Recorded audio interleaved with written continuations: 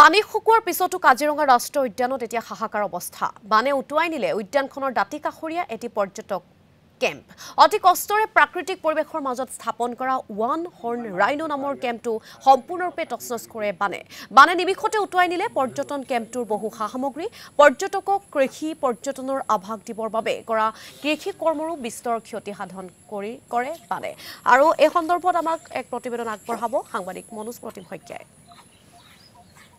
বছৰৰ প্ৰথমটো বানৰ কবলত পৰা বিশ্ব ঐতিহ্য ক্ষেত্ৰ কাজিৰঙা ৰাষ্ট্ৰীয় উদ্যানৰ দাঁতি কাষৰীয়া অঞ্চলত এতিয়া এক প্ৰকাৰ বিভীষিকাময় পৰিৱেশ। আৰু এইখিনি মুহূৰ্তত আমি কাজিৰঙা ৰাষ্ট্ৰীয় উদ্যানৰ নিচেই কাষতে থকা ওৱান হৰ্ন ৰাইনো কেম্পত আমি এই মুহূৰ্তত উপস্থিত আছোঁ। মই পৰিৱেশটো দেখুৱাইছোঁ। আমি এটা কথা উল্লেখ কৰিম যে কাজিৰঙা ৰাষ্ট্ৰীয় উদ্যানৰ সমান্তৰালকৈ এক প্ৰকাৰ বানে তছনছ কৰি গ'ল কাজিৰঙাৰ দাঁতি কাষৰীয়া যিসকল লোক, সেই লোকসকলৰ যি পৰ্যটন নিবাসেই হওক বা ঘৰেই হওক, ভঁৰালেই হওক, সকলো সম্পূৰ্ণৰূপে নষ্ট হৈ গ'ল। আৰু এই মুহূৰ্তত আমি এই যি পৰ্যটন নিবাস, আমি পূৰ্বতেও ইয়াৰ পৰিৱেশ দেখুৱাইছোঁ, সম্পূৰ্ণ এটা ধুনীয়া পৰিৱেশ আছিলে। আজিৰ দিনটোত যদি চোৱা যায় এক প্ৰকাৰ বিভীষিকাময় পৰিৱেশৰ সূচনা হৈছে।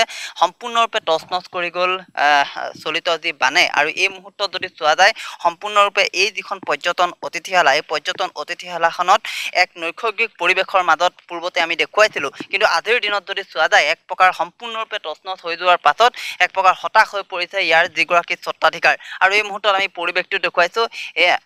আমি পোনে পোনে এই দৃশ্যসমূহ দেখুৱাবলৈ চেষ্টা কৰিছোঁ। বৰ্তমানেও পানী কিছু পৰিমাণে কমিছে যদিও বৰ্তমানেও এই যিসমূহ অঞ্চল, এই অঞ্চলসমূহত বৰ্তমানেও এক প্ৰকাৰ জলমগ্ন হৈ পৰি আছে। বৰ্তমানে ইয়াত সম্পূৰ্ণৰূপে নষ্ট হৈ গৈছে যিসমূহ আচবাব আছে। আৰু এটা কথা উল্লেখ কৰিব লাগিব, হঠাৎ অহা যি বান, সেই বানে এক প্ৰকাৰ তেওঁলোকে কোনো বস্তু সামৰিবলৈ আচলতে সুযোগে নাপালে। আৰু এই মুহূৰ্তত পৰিৱেশসমূহ আমি দেখুৱাবলৈ চেষ্টা কৰিছোঁ। বৰ্তমানেও ইয়াত পানী আৰু এই যিখন পৰ্যটন নিবাস, এই পৰ্যটন নিবাসজনৰ যিগৰাকী গোলাপ শইকীয়া, আমি গোলাপ শইকীয়াৰ কাষলৈ যাবলৈ চেষ্টা কৰিম। এই মুহূৰ্তত পৰিৱেশটো দেখুৱাইছোঁ। আৰু তেখেতে যিহেতু এই মুহূৰ্ততো ইয়াৰ পৰ্যটন নিবাসটোতে আছে, আমি আপোনাৰ ওচৰলৈ পোনে পোনে আহিছোঁ। বছৰৰ প্ৰথমটো বানত এক প্ৰকাৰ তছনছ হৈ গ'ল আপোনালোকৰ এই পৰ্যটন নিবাসটি, কিন্তু এটা সুন্দৰ প্ৰাকৃতিক পৰিৱেশৰ মাজত আছিল। যদিও এয়া স্বাভাৱিক প্ৰক্ৰিয়া, কি ক'ব বিচাৰিব?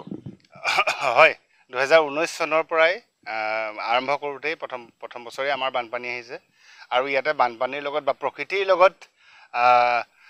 লগত মিলিব পৰাকৈ কামখিনি কৰি গৈ আছোঁ। তেতিয়াৰ পৰা অসুবিধাটো যথেষ্ট হয় প্ৰত্যেক বছৰেই। আপুনি আজি যিটো ফটো দেখিলে ইয়াৰ ওৱান হৰ্ন ৰাইনো কেম্পৰ, এই বস্তুটো প্ৰত্যেক বছৰে এনেকুৱা হয়। বানপানী আহে, ইয়াতে কিছুমান অনিষ্ট কৰে, আকৌ বনাব লাগে, বহুত বেছিকৈ কষ্ট কৰিব লাগে।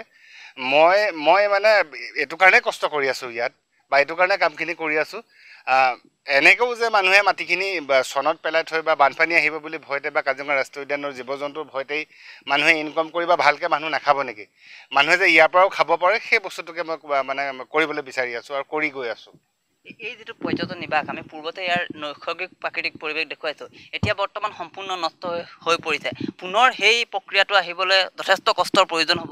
হয়, সেইটোতো আৰু আপুনি পৰিৱেশটো দেখিয়ে গম পাইছে। ইয়াক আকৌ আমি ছেপ্টেম্বৰ, মানে ধৰক আপোনাৰ লাষ্ট আমি ধৰিলোঁ আগষ্ট মানৰ বানপানী শেষ হয়, বানপানী ছিজন শেষ হয়, আমি ছেপ্টেম্বৰ মানৰ পৰা কাম আৰম্ভ কৰিম।